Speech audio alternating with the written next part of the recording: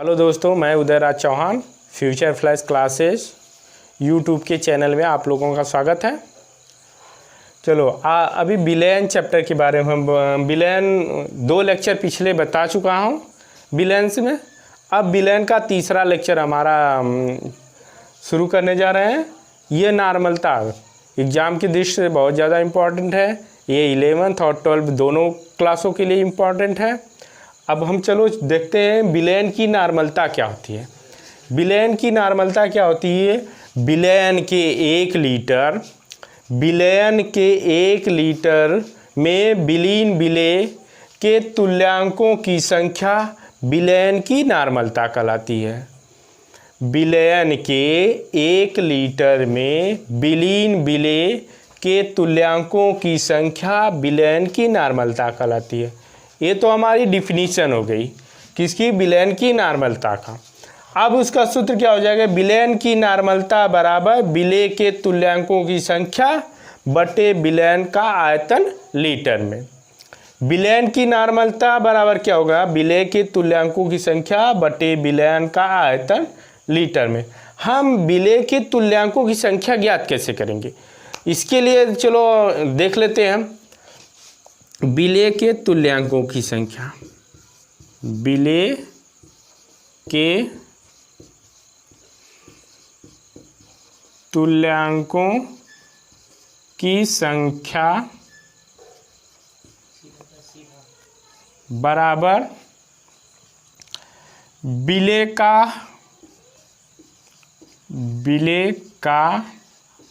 भार।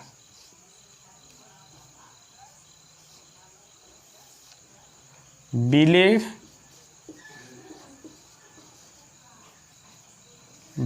का तुल्यांकी भार। देखो, हमें बिले का भार बटे बिले का तुल्यांकी भार। अब हमें यहाँ आ जाता है तुल्यांकी भार कैसे ज्ञात करेंगे। अब ये हमारा तुल्यांकी भार निकालने के लिए सूत्र हम बता देते हैं। तुल्यांकी भार, अगर पूरे बिले के हमें संयोजकता पता है तो हम तुल्यांकी भार आराम से निकाल लेंगे। अगर नहीं पता है तो हमें निकालने में थोड़ा कठिनाई होगी। इसके लिए हम चलो ले लेते हैं एक पहले तुल्यांकी भार ज्ञात करने के लिए हम सूत्र लिख लेते हैं। तुल्यांकी भार बराबर अणुभार बटे संयोजकता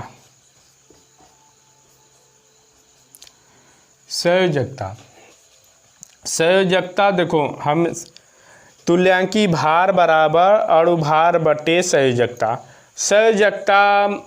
11th में पढ़े होगे। संयोजकता देखो, संयोजकता की कई डिफिनीशन होती है। अगर किसी यौगिक के साथ जितने धन आयन रहेंगे उतने ऋण आयन रहेंगे तो वही क्या हो जाएगी? उसकी संयोजकता हो जाएगी। जैसे सोडियम है, सोडियम हाइड्रॉक्साइड, सोडियम पे कितने प्लस चार्ज होते हैं? एक सोडियम पे प्लस चार्ज होता है और हाइड्रॉक्साइड पर एक माइनस चार्ज होता है। तो इस पूरे यौगिक की क्या हो जाएगी? यह यौगिक हो जाएगी। इसकी संयोजकता कितनी हो जाएगी? 1 हो जाएगी। कितनी हो जाएगी? संयोजकता 1 हो जाएगी। तो हमें अणुभार निकालना, पहले अणुभार निकाल लेते हैं। सोडियम हाइड्रॉक्साइड का अणुभार निकाल लेते हैं। सोडियम हाइड्रॉक्साइड का अणुभार निकालने के लिए क्या करते हैं? हमें सोडियम का अणुभार पता होना चाहिए, ऑक्सीजन का पता होना चाहिए और हाइड्रोजन का पता होना चाहिए। अगर हमें ये तीनों चीज़ों का पता है तो हमें क्या कर सकते हैं? अणुभार निकाल लेते हैं। चलो हम पहले लिख लेते हैं सोडियम का कितना होता है, ऑक्सीजन का कितना होता है, हाइड्रोजन का कितना होता है। सोडियम का कितना होता है? सोडियम का 23 होता है, ऑक्सीजन का 16 होता है, हाइड्रोजन का संयोजकता 1 होती है, अणुभार 1 होती है। देखो, सोडियम का अणुभार 23, ऑक्सीजन का 16, हाइड्रोजन का अब हम अणुभार निकालने के लिए क्या करते हैं, देखो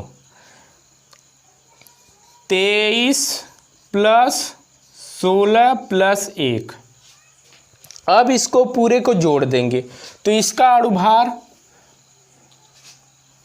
कितना हो जाएगा, 40 हो जाएगा। अब 40 हो गया तो हम तुल्यांकी भार निकालते हैं। तुल्यांकी भार निकालने के लिए तुल्यांकी भार बराबर क्या हो जाएगा, अणुभार बटे संयोजकता। अणुभार हम निकाल लिए हैं, कितना आया है, 40 आया है। 40 आया है तो हम 40 और इसके संयोजकता कितनी आई, यहाँ पर बताएं सोडियम हाइड्रोक्साइड की संयोजकता 1 होती है। 1 होती है तो 1 से हम इसमें डिवाइड कर देंगे। 1 से डिवाइड करेंगे तो हमारा क्या हो जाएगा, इसका तुल्यांकी भार निकल जाएगा। अब हमें यह ज्ञात हो गया कि इसका तुल्यांकी भार कितना आ गया, 40 आ गया। तो इसलिए सोडियम हाइड्रोक्साइड का तुल्यांकी भार और अणुभार दोनों सेम है। क्या है, सोडियम हाइड्रोक्साइड का अणुभार और सोडियम हाइड्रोक्साइड का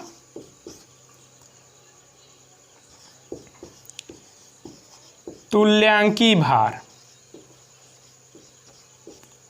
देखो सोडियम हाइड्रोक्साइड का अणुभार और तुल्यांकी भार दोनों क्या होते हैं, बराबर होते हैं। एक चीज़ और जान लो, कंडीशन में अगर किसी भी यौगिक या कंपाउंड का संयोजकता अगर 1 है, संयोजकता कितनी है, 1 है, जितना उसका तुल्यांकी भार होगा उतना ही अणुभार होगा। जिसकी संयोजकता बदल जाएगी तो तुल्यांकी भार और अणुभार में अंतर आ जाता है। ये तो हमारा इससे क्लियर हो गया नॉर्मलता। विलयन की नॉर्मलता सबसे ज़्यादा दिक्कत होती है सभी लोग को तुल्यांकी भार निकालने में। अब ये चीज़ें जान लो कि हमें संयोजकता निकालने आना चाहिए। अगर संयोजकता निकाल लेंगे तो हमें क्या होगा, उसका तुल्यांकी भार आराम से निकाल लेंगे। तो नहीं तो अगर नहीं निकाल पाते हो तो हमारे किसी भी यौगिक का अगर हमें संयोजकता जानना है तो उसके लिए थोड़ा सा हमें एक वीडियो बाद में चल के इसके ऊपर दे देंगे, कंपाउंड का संयोजकता कैसे निकालते हैं। अभी ये चैप्टर समाप्त होने के बाद हम दे देंगे उसको। अभी ये हमें जान लेना है कि विलयन की नॉर्मलता हो गया। अब इस पे देख लेते हैं न्यूमेरिकल।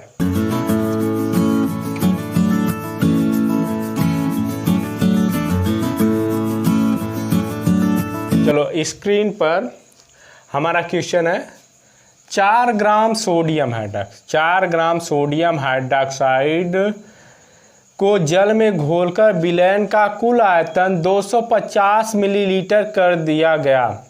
विलयन की नॉर्मलता ज्ञात कीजिए। एक बार फिर क्वेश्चन देख लो। 4 ग्राम सोडियम हाइड्रोक्साइड को जल में घोलकर विलयन का कुल आयतन 250 मिलीलीटर कर दिया गया। विलयन की नॉर्मलता ज्ञात कीजिए। इसमें क्या पूछा गया है, विलयन की नॉर्मलता। क्या ज्ञात करना है, नॉर्मलता ज्ञात करना है। और हमें क्या ज्ञात है, देखो नॉर्मलता ज्ञात करना है हमें। नॉर्मलता यन ज्ञात करना है। ज्ञात क्या है पहले लिख लेते हैं। ज्ञात क्या है, ज्ञात क्या है, विलेय का भार। क्या है, विलेय का भार। विलेय का भार ज्ञात है सोडियम हाइड्रोक्साइड। विलेय क्या है इसमें, सोडियम हाइड्रोक्साइड। सोडियम हाइड्रोक्साइड कितना ग्राम लिया गया, 4 ग्राम लिया गया। और विलयन का आयतन, विलयन का आयतन, विलयन का आयतन कितना है, 250 मिलीलीटर। हमें किस में चाहिए नॉर्मलता, ये नॉर्मलता में सूत्र में क्या है, लीटर में चाहिए। किस में दिया गया है, मिलीलीटर में। तो इसको हम लीटर में पहले चेंज करेंगे। किस में बदलेंगे? लीटर में बदलने के लिए क्या करते हैं, 1000 से भाग दे देते हैं। 1000 से भाग दे देंगे तो हमारा किस में बदल जाएगा? लीटर में आ जाएगा। 0.25 लीटर हो जाएगा। तो आयतन, अब हमें इसका चाहिए तुल्यांकी भार। हमें तुल्यांकी भार चाहिए। तुल्यांकी भार बराबर क्या होता है? विलेय का अणुभार। विलेय का अणुभार बटे संयोजकता।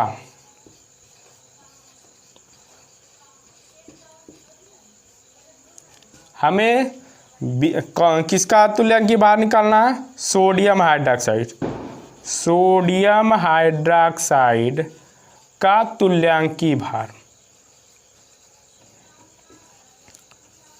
तुल्यांकी भार बराबर विलेय का अणुभार। सोडियम हाइड्रोक्साइड का हम पहले अणुभार निकाल लेते हैं। सोडियम हाइड्रोक्साइड का अणुभार। सोडियम का अणुभार कितना होता है? 23। ऑक्सीजन का अणुभार 16। हाइड्रोजन का 1। कितना हो जाएगा? 40। जोड़ने पर कितना आ जाएगा? 40 हो जाएगा। देखो, सोडियम हाइड्रोक्साइड का तुल्यांकी भार, तो अणुभार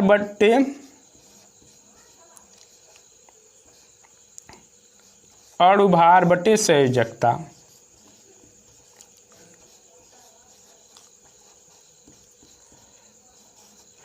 अब इसमें सोडियम हाइड्रोक्साइड का सोडियम हाइड्रोक्साइड की संयोजकता कितनी होती है? सोडियम हाइड्रोक्साइड की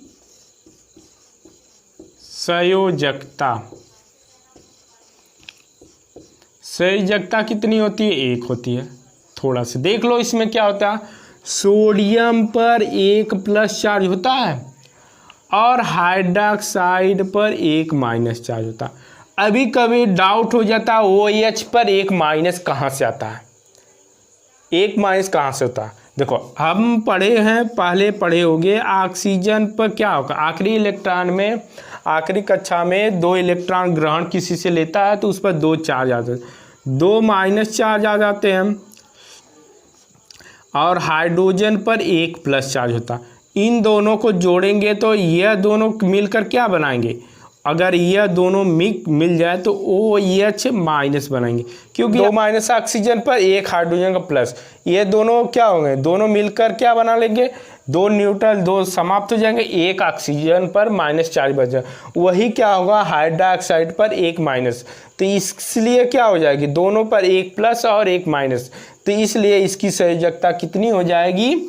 1 संयोजकता हो जाएगी। तो अब हमें क्या निकालना है? तुल्यांकी भार निकालना है। तुल्यांकी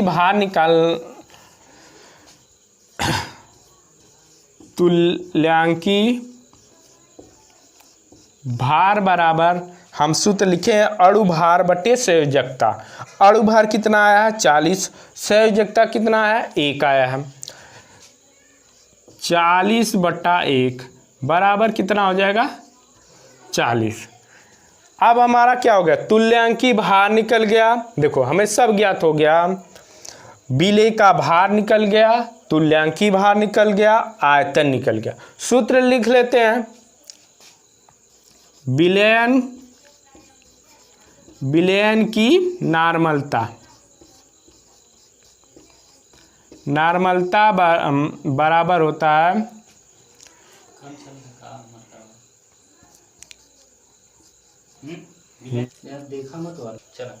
देखो, विलयन की नॉर्मलता बराबर होता है विलेय के तुल्यांकों की संख्या बटे विलयन का